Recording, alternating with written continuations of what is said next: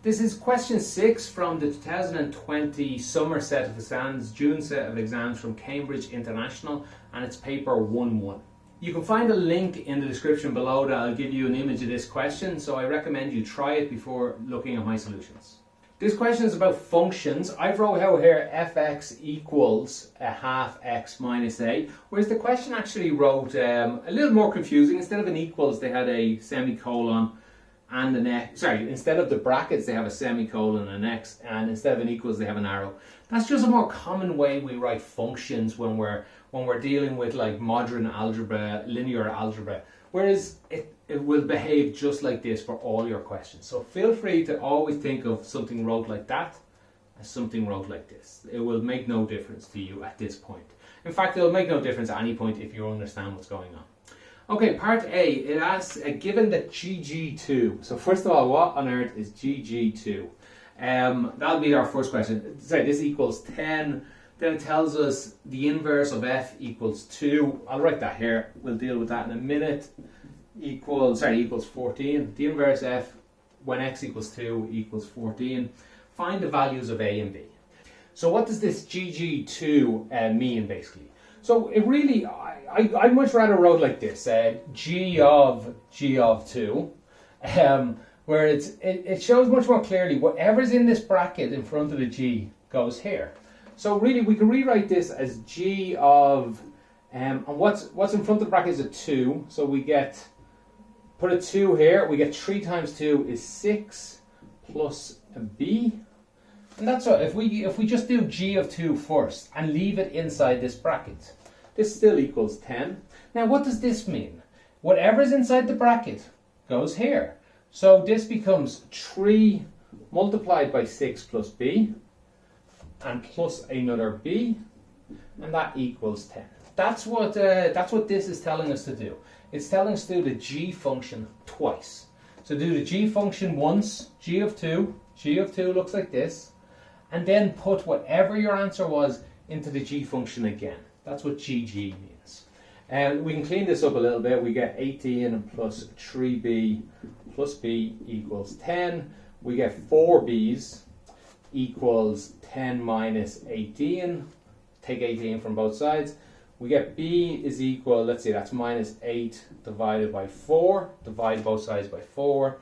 And b is equal to minus 2. That's one of our answers. Find the values of a and b. The other answer will be got from this function here. The inverse of 2 is equal to 14. Well, the easiest way to do this is to realize the inverse is just the opposite. If I put 14 in here, I'll get 2 out. That's what the opposite is.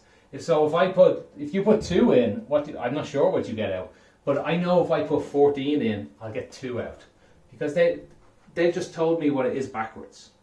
So what this tells me is f14 equals 2, and the inverse of 2 equals 14. That's where we get the inverse. I'll show you a different, more long way to do this that might help you understand that better in a moment. But this will be the fastest way to do it. Let's say a half of x is 7 minus a is equal to 2. That means let's see, minus a here is equal to minus 7. Minus a is equal to minus 5. A is equal to 5. That's the answer. That's the answer to part A. But I'll show you one more way to do this. Another way would be, first of all, to get the inverse function. We know fx equals a half x minus a. But what does the inverse of that? So the easiest way I find to do it is, instead of writing fx, let's write y.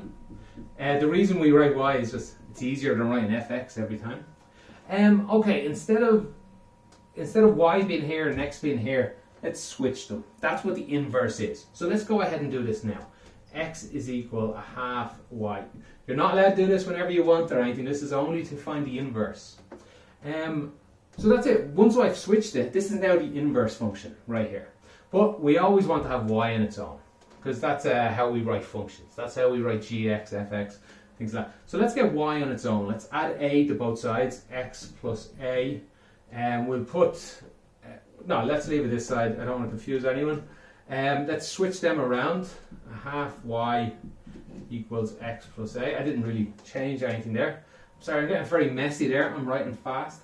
Multiply everything by 2. Y is equal to 2x plus 2a. And to put this back in, the inverse now, because remember we changed something we shouldn't have. So that's me acknowledging it here. So the inverse of x is equal to 2x plus 2a. Much longer way to do it, and even when we've got this far, I still have to put 2 in. So if I put 2 in here, I get 4 plus 4a equals 14. Can I do that quickly here? Yeah, 4 plus 4a equals 14. 4a equals 10. Am I missing something here? Oh, I shouldn't have put a 2 in here. This shouldn't be 4a. It should be 2a. 2 goes in here, I get 4. No x goes in here. So 2a equals 10, a equals 5. Same answer as I got here. Forget all that if you want to. You didn't have to do in this question, but that's how you get the inverse of a function if you ever want to, and you will need to with some of your questions. Okay, sorry, I went a bit fast there because I didn't really need to do that. Let me rub this out and we'll do part B. Okay, part B asks us to find GF using the numbers we just found. I have them wrote somewhere. Let me go ahead and find them. We found that A is equal to 5 and minus something, wasn't it? B is equal minus 2. Okay, so they want us to find GF of x. This is just like before. GF of x is G of fx. So we just put fx inside G. So it's just G, instead of fx, let's put in a half x minus a, which is 5. That's it, they just want to know what this is, but we know what it is already. G, whatever's put in, looks like this. So this looks like 3 multiplied with whatever's put in, x minus 5, plus b, b is minus 2. So I'll put in minus 2.